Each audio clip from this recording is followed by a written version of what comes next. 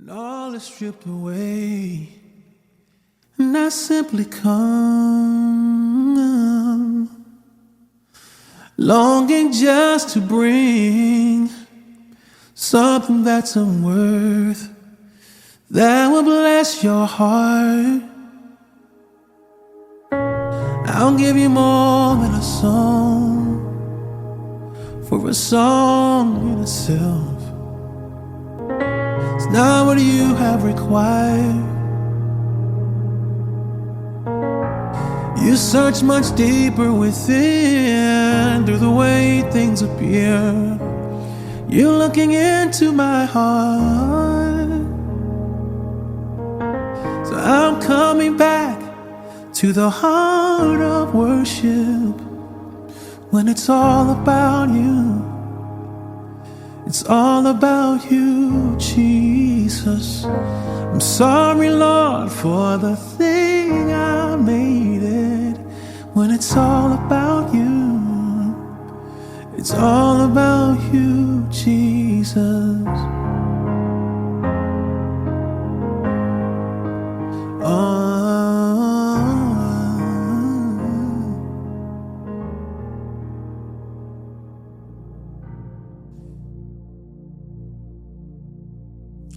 Shalom semuanya. Akhir-akhir ini dengan bertalu-talu saya banyak bertanya, apa yang menjadi isi hati Tuhan? Saya minta agar saya diberi kepekaan lebih lagi untuk mengerti isi hati Tuhan. Tuhan menjawab dengan memberikan firman di dalam Yeremia 33 ayat 3 yang berkata, "Berserulah kepadaku, maka aku akan menjawab engkau dan akan memberitahukan kepadamu hal-hal yang besar dan yang tidak terfahami, yakni hal-hal yang tidak kau ketahui." Saya terus berseru dalam doa, pujian, penyembahan bersama-sama dalam unity siang dan malam. Dan baru-baru ini Tuhan memberikan tuntunan buat kita melalui pesan Tuhan kepada jemaat di Philadelphia. Secara ringkas, pesan Tuhan kepada kita adalah sebagai berikut. Yang pertama, Tuhan Yesus adalah yang kudus, yang benar, yang memegang kunci Daud. Apabila ia membuka, tidak ada yang dapat menutup. Apabila ia menutup, tidak ada yang dapat membuka. Karena itu mata kita harus tertuju kepada Dia, mengandalkan Dia, fokus hanya kepada Dia, Tuhan Yesus. Seperti Tuhan Yesus berkata kepada jemaat di Philadelphia, bahwa Ia tahu segala pekerjaanmu, maka demikian juga Tuhan Yesus tahu segala pekerjaan kita.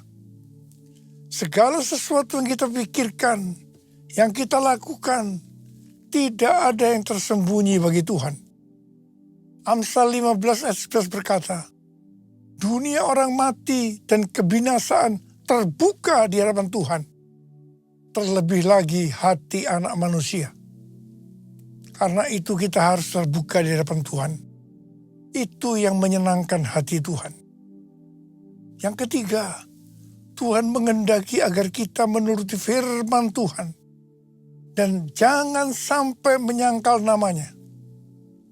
Dan yang keempat, Tuhan menghendaki agar kita terus menuruti firman Tuhan.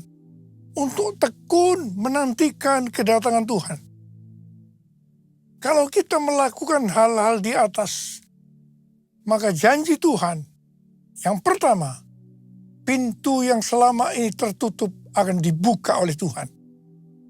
Mungkin itu pintu pelayanan, pintu pekerjaan, pintu persoalan yang tidak kunjung selesai, dan lain-lain. Yang kedua, orang-orang yang menamakan dirinya Kristen, tetapi kelakuannya tidak seperti itu, di mana mereka terus-menerus menekan kita. Akan Tuhan suruh datang dan berkata bahwa Allah mengasihi kita. Dan yang ketiga, Tuhan akan melindungi kita dari hari pencobaan yang akan datang di seluruh dunia untuk mencobai mereka yang diam di bumi. Sesuai dengan referensi dari Alkitab Penuntun Hidup Berkelimpahan, seri The Full Life Study Bible, yang mengatakan, mereka yang menjadi pemenang sebelum hari itu tiba akan dilindungi dari hari pencobaan melalui pengangkatan atau rapture. Kalau kita melihat keadaan dunia saat ini, kita harus percaya bahwa hari pencobaan itu sudah dimulai dan akan terus makin hebat. Kalau mau ikut dalam pengangkatan, maka kita harus menjadi pemenang. Sesuai dengan apa yang Tuhan Yesus katakan tentang pemenang ini, dikatakan, siapa bertelinga, hendaklah ia mendengarkan apa yang dikatakan Roh kepada jemaat-jemaat. Barang siapa melakukannya, maka dia disebut sebagai pemenang dan akan ikut dalam pengangkatan. Haleluya! Pesan Tuhan Yesus kepada kita semua. Aku datang segera. Peganglah apa yang ada padamu, supaya tidak seorang pun mengambil mahkotamu. Hosana, Hosana, katalah Tuhan Yesus. Hosana, Hosana, ku merindukanmu, ku merindukanmu, ku merindukanmu.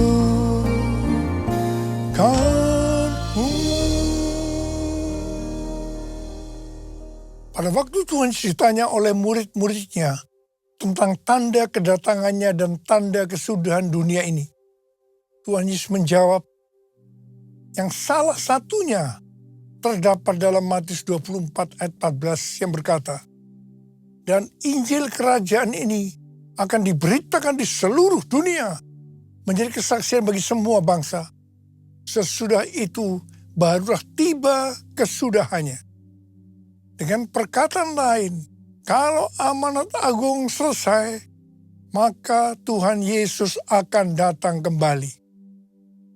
Tuhan Yesus pasti datang kembali. Yang percaya katakan amin. Karena itu dia memberikan amanat agung kepada kita, yaitu agar kita pergi dan menjadikan semua bangsa itu murid Tuhan Yesus.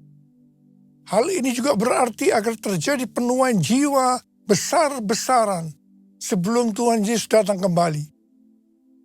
Sesuai dengan kitab para rasul, kita akan melihat bagaimana proses untuk menyelesaikan amanat agung atau proses penuaian jiwa yang terbesar dan yang terakhir sebelum Tuhan Yesus datang kembali. Untuk menyelesaikan amanat agung tidak bisa dengan kekuatan sendiri. Karena itu pesan terakhir Tuhan Yesus sebelum naik ke sorga kepada murid-muridnya, yang juga berarti kepada kita semua. Dalam Kisah Para Rasul 1 ayat 8. Tetapi kamu akan menerima kuasa kalau Roh Kudus turun ke atas kamu, dan kamu akan menjadi saksiku di Yerusalem dan di seluruh Yudea dan Samaria dan sampai ke ujung bumi. Jadi untuk menyelesaikan amanat agung, kita harus menerima kuasa dari Roh Kudus yang turun ke atas kita. Setelah itu dengan disaksikan para muridnya, Tuhan Yesus naik ke sorga. Setelah Tuhan Yesus naik ke sorga, 120 murid Tuhan Yesus berkumpul di kamar loteng Yerusalem. Mereka melakukan ini karena Tuhan Yesus memerintahkan agar mereka tidak meninggalkan kota Yerusalem sebelum diperlengkapi dengan kekuasaan dari tempat tinggi. Tuhan Yesus berkata, sebab Yohanes membaptis dengan air, tetapi tidak lama lagi kamu akan dibaptis dengan Roh Kudus. Apa yang dilakukan 120 murid di kamar loteng? Alkitab berkata bahwa mereka semua bertekun dengan sehati dalam doa bersama-sama. Artinya mereka berdoa, memuji dan menyembah Tuhan dalam unity siang dan malam. Ini adalah prinsip restorasi Pondok Daud. Ini adalah prinsip menara doa.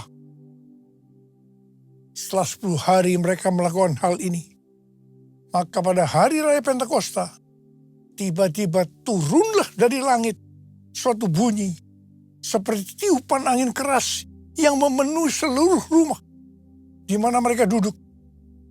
Dan tampaklah lidah-lidah seperti nyala api yang bertebaran dan hinggap pada mereka masing-masing. Maka penuhlah mereka dengan Roh Kudus. Lalu mereka mulai berkata-kata dalam bahasa-bahasa lain, seperti yang diberikan oleh Roh Kudus itu kepada mereka untuk mengatakannya. Itu adalah bahasa roh. Bahasa roh. Jadi tanda awal orang yang dibaptis dengan Roh Kudus adalah mereka akan berbahasa roh. Come Holy Spirit, fall in this place.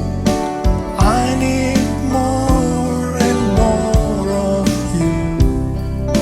Fill me again with the power of your Spirit.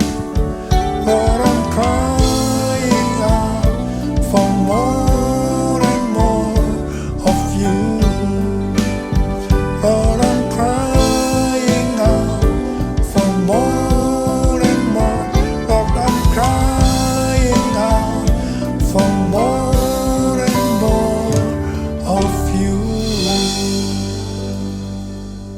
Apa yang terjadi setelah murid-murid Tuhan Yesus dipenuhi dengan Roh Kudus? Hal yang pertama, Petrus berkhotbah sekitar 5 menit. Dan kira-kira 3.000 orang bertobat dan dibaptis. Wow. Petrus berkhotbah dengan kuasa Roh Kudus. Pada zaman itu populasi penduduk dunia sekitar 255 juta orang. Sekarang penduduk dunia sekitar 8 miliar. Jadi 3.000 orang yang bertobat dan dibaptis pada waktu itu setara dengan sekitar 94.000 orang pada saat ini. Saya percaya hal ini juga bisa terjadi pada saat ini. Yang percaya katakan amin.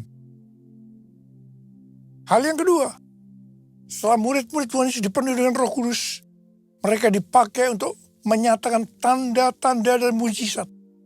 Sehingga banyak orang yang bertobat. Petrus dan Yohanes menyembuhkan orang lumpuh sejak lahir. Bayangan Petrus bisa menyembuhkan orang sakit. Sapu tangan atau kain yang pernah dipakai Paulus, jika diletakkan pada orang sakit atau dirasuk setan, maka orang itu akan sembuh. Haleluya. Dalam Markus 16 ayat 15 sampai dengan 18, Tuhan Yesus berkata bahwa kalau kita pergi untuk memberitakan Injil, maka tanda-tanda dan mujizat akan menyertai kita. Sejak tahun 2006, saya diperintahkan oleh Tuhan untuk mengadakan kebaktian kesembuhan ilahi. Selama 13 tahun, saya sudah mengadakan 318 kali kebaktian kesembuhan ilahi. Setiap kali berkhotbah, saya pasti memberitakan Injil. Tanda-tanda dan mujizat terjadi.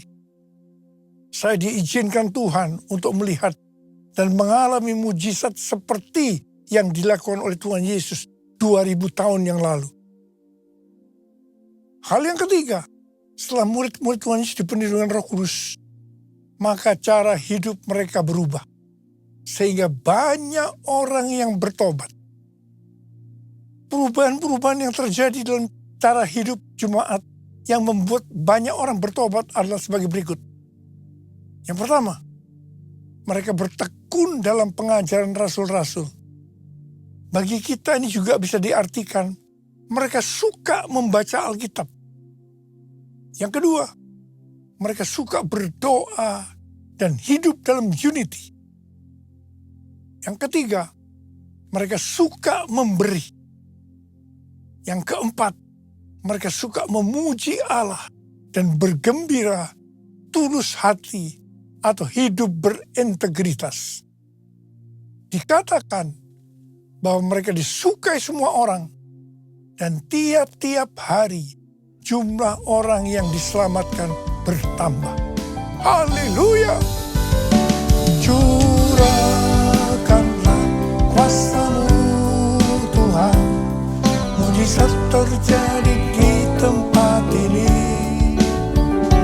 Curahkanlah kuasa-Mu Tuhan, mujizat terjadi sekarang ini. Mujizat terjadi sekarang ini. Mujizat terjadi sekarang ini.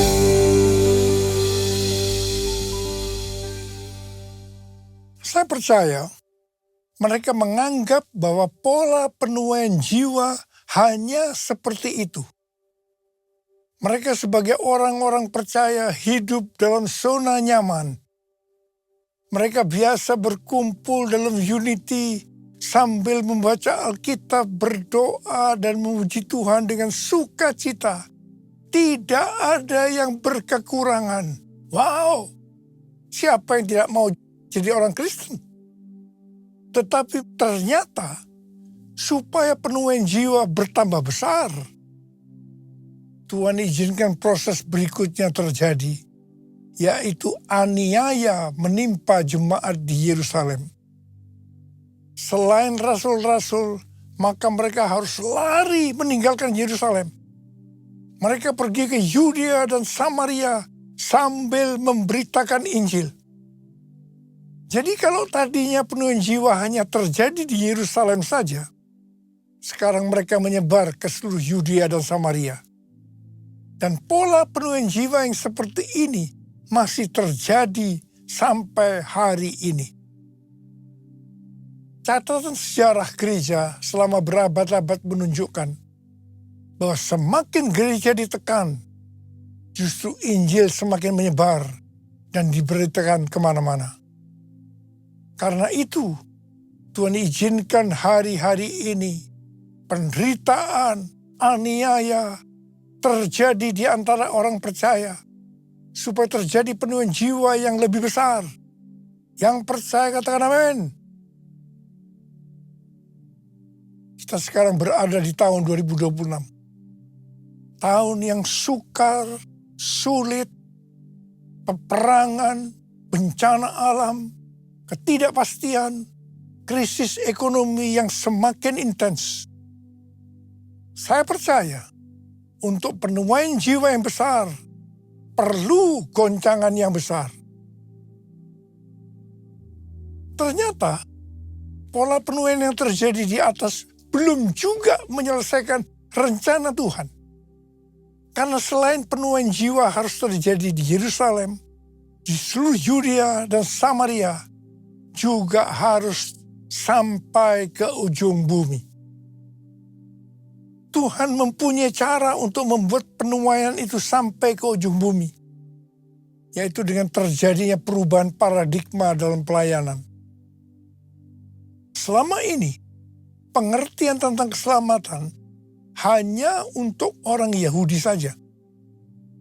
Tetapi melalui peristiwa Kornelius, di mana Petrus diutus oleh Tuhan untuk mendatangi Kornelius yang bukan orang Yahudi, untuk memberitakan jalan keselamatan. Akhirnya mereka mengerti bahwa ternyata keselamatan bukan hanya untuk orang-orang Yahudi saja, tapi untuk semua bangsa. Dan ini mengakibatkan terjadinya penuaian jiwa besar-besaran. Haleluya! Jadi mereka tidak hanya mengabarkan Injil di Yerusalem, Yudea, dan Samaria saja. Tapi sekarang mereka, termasuk kita, juga pergi ke seluruh dunia. Haleluya! Proses perubahan paradigma dalam pelayanan itu tidak mudah. Petrus harus diyakinkan oleh Tuhan. Kalau Tuhan berkata halal, jangan kamu berkata haram. Orang-orang yang bukan Yahudi adalah haram di mata orang Yahudi. Proses itu masih terus berlanjut untuk memberikan pengertian kepada orang-orang Yahudi, golongan bersunat, dan juga orang-orang Farisi yang sudah bertobat, di mana mereka berpendapat bahwa orang yang bukan Yahudi yang percaya kepada Tuhan Yesus harus disunat dan diwajibkan mengikuti hukum-hukum Musa. Tetapi melalui sidang di Yerusalem, akhirnya mereka mengerti dan bisa menerima bahwa keselamatan bukan hanya untuk orang-orang Yahudi saja, tapi untuk semua bangsa, termasuk bangsa Indonesia. Katakan amin. Di dalam pelayanan saya termasuk salah seorang yang dipakai oleh Tuhan untuk melakukan paradigma yang baru dalam pelayanan untuk menyelesaikan amanat agung. Sebagai contoh, yang pertama, tentang membuka gereja baru. Yang kedua, cara ibadah dengan doa, pujian, dan penyembahan, termasuk bahasa roh untuk memuji dan menyembah Tuhan. Yang ketiga, tempat ibadah yang dilakukan bukan di gedung gereja. Yang keempat, juga mengenai Pentakosta ketiga. Dan lain-lainnya. Semua itu selalu diawali dengan pro dan kontra. Sama dengan yang terjadi pada zaman kisah para rasul tadi. Kita juga melihat bahwa dengan media online, terlepas dari kebaikan, keburukannya, pro dan kontra, tapi tidak bisa dipungkiri, dengan media online terjadi percepatan dalam penyelesaian amanat agung. Hari-hari ini, banyak organisasi-organisasi Kristen, aliran-aliran kekristenan yang mendapatkan hal yang sama, yaitu target untuk menyelesaikan amanat agung adalah tahun 2033. Sesuai dengan Matius 24 ayat 14 yang berkata, dan Injil kerajaan ini akan diberitakan di seluruh dunia menjadi kesaksian bagi semua bangsa. Sesudah itu barulah tiba kesudahannya. Maka apabila Injil kerajaan sudah diberitakan di seluruh dunia menjadi kesaksian bagi semua bangsa. Atau dengan kata lain, apabila amanat agung selesai, baru setelah itu, waktunya tidak ada yang tahu, Tuhan Yesus datang kembali. Pesan yang kuat hari-hari ini adalah kedatangan Tuhan Yesus sudah sangat-sangat dekat. Mari persiapkan diri kita untuk menyambut kedatangannya. Tuhan Yesus berkata kepada kita semua hari-hari ini, Aku datang segera. Aku datang segera. Aku datang segera. Mari, angkat tangan kita. Katakan bersama saya. Oh God, I worship you. Oh God, I worship you. Be glorified and magnified. Oh God, I worship you. Sekali lagi. Oh God, I worship you. Oh God, I worship you. Be glorified and magnified. Oh God, I worship you. Berbasaro. Kuralama shalala bala bala bala bala bala. Uri la la la bala bala bala bala bala bala bala bala bala bala bala. Oh la bala bala bala bala bala bala bala bala bala. Oh Jesus, Jesus, curahkan pengurapan buat kami semua ya Tuhan. Jadikan kami alat-Mu untuk menyelesaikan amanat agung sebelum Kau datang untuk kali yang kedua. Oh rabababababababababababab. Oh rialalalabalabalabal. Terima pengurapan Tuhan. Terima. Oh rabalabalab. Oh God, I worship You. Oh God, I worship You. Be glorified and magnified. Oh God, I worship You.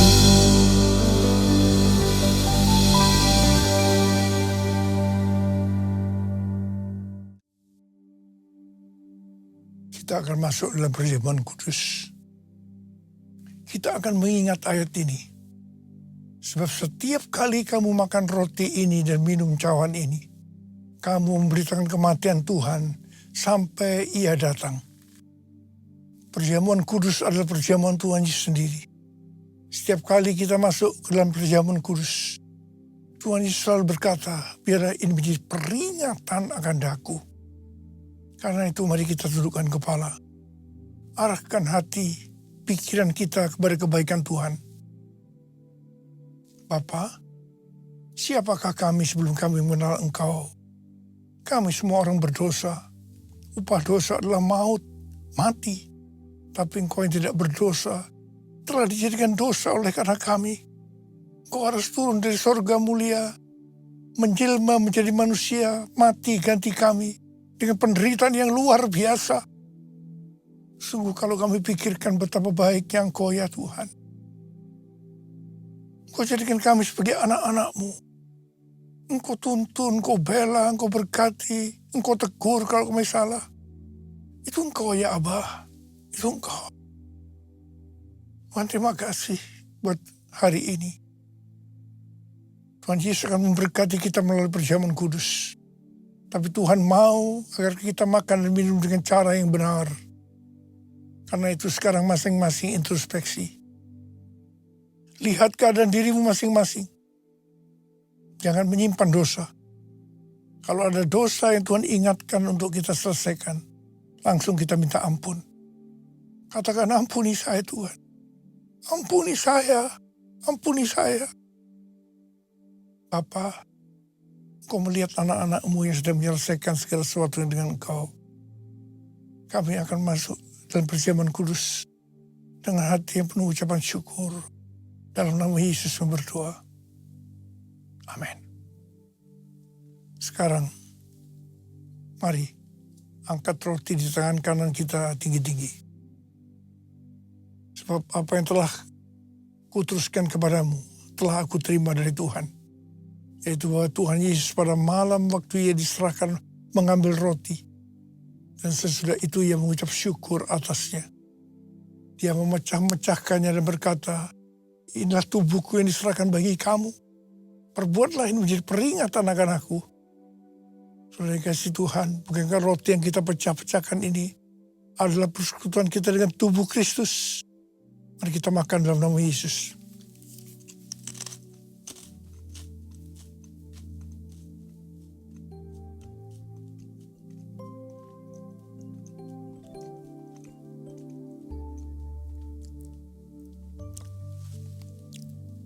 Angkat cawan di tangan kanan kita tinggi-tinggi. Demikian juga Ia mengambil cawan sesudah makan lalu berkata, cawan ini adalah perjanjian baru yang diberitakan oleh darahku. Perbuatlah ini setiap kali kamu meminumnya menjadi peringatan akan aku. Saudara kasih Tuhan, bukankah cawan pengucapan syukur? Yang atasnya kita ucapkan syukur adalah persekutuan kita dengan darah Yesus. Mari kita minum dalam nama Yesus.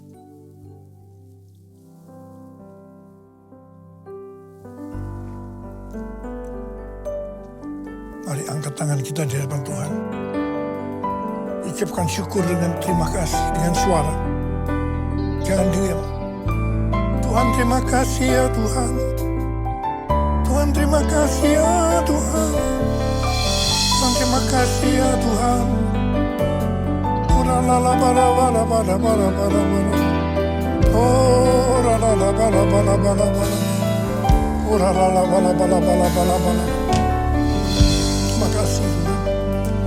Saat ini Kau sudah menyembuhkan yang sakit Tuhan. Membebaskan yang terikat. Menghibur yang susah. Menguatkan yang lemah. Memberikan pengharapan-pengharapan yang baru. Bagi yang datang dengan putus pengharapan. Oh Tuhan Yesus Kau baik. Terima kasih, terima kasih. Terima kasih Yesusku. Terima kasih Yesusku. Puji syukur hanya bagi Tuhanku. Terima kasih Yesusku. Terima kasih Yesusku. Puji syukur hanya bagi Tuhanku. Terima kasih. Terima kasih Yesusku. Terima kasih Yesusku. Puji syukur hanya bagi Tuhanku. Terima kasih Yesusku. Terima kasih Yesusku. Puji syukur hanya bagi Tuhanku. Puji syukur hanya bagi Tuhanku. Puji syukur hanya bagi Tuhanku. Sekarang terimalah berkat Tuhan. Kasih karunia yang berlimpah-limpah daripada Allah Bapa di dalam Anak yang tunggal Yesus Kristus. Persekutuan yang manis dengan Roh Kudus menyertai kita semua mulai hari ini sampai Tuhan Yesus datang menjemput kita di awan-awan dan bahkan sampai selama-lamanya. Yang percaya bersama-sama katakan amin.